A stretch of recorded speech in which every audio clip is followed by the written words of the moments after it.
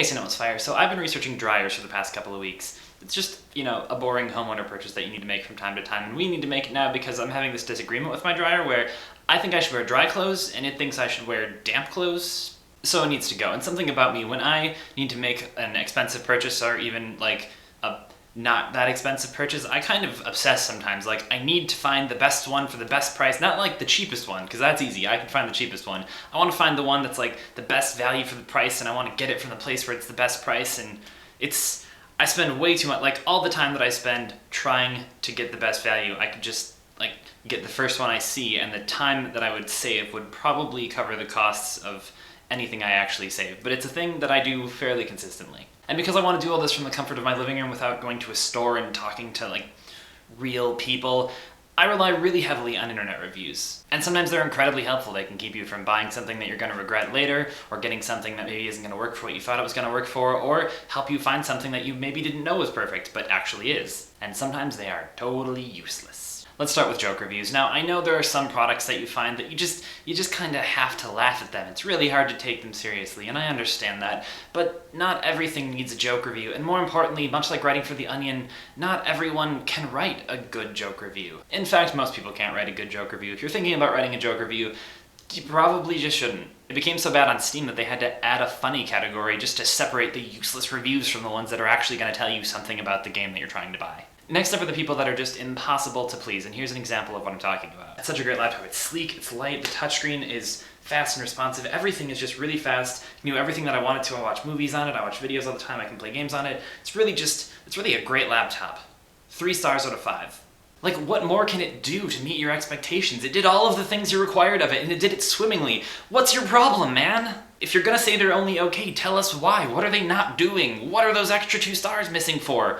Help me out. And now having the opposite problem are the people who just can't get around this one little problem that an otherwise perfectly fine thing has. Like when I was looking through the dryer reviews, I kid you not, there was a full page of 2 and 3 star reviews, and the only complaint all the way down was that this particular dryer had a chime noise that went off when it finished drying your clothes.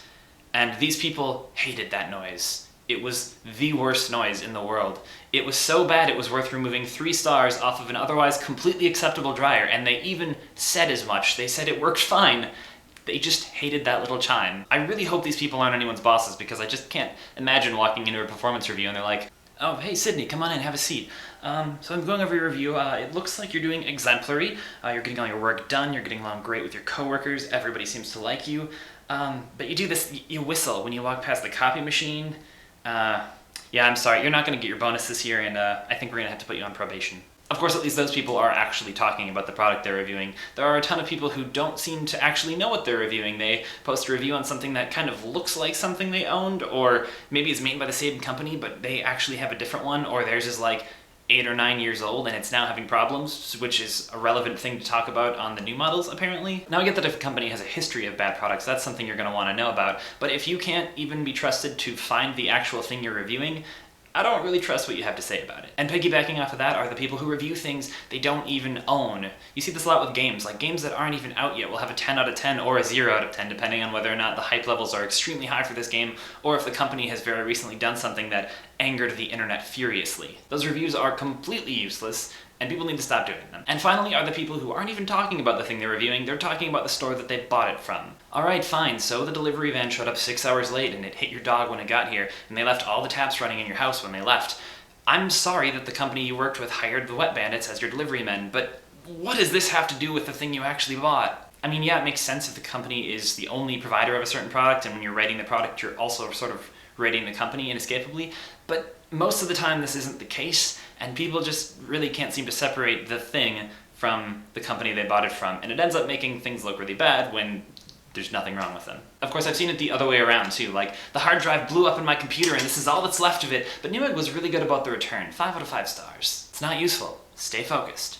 Talk about the thing that you came here to talk about, and if you have nothing to say about it, maybe just don't leave a review? Just throwing ideas out there. Of course, what do I know? I'm a hypocrite that ignores all the emails asking me to review products, and I never leave stars on anything.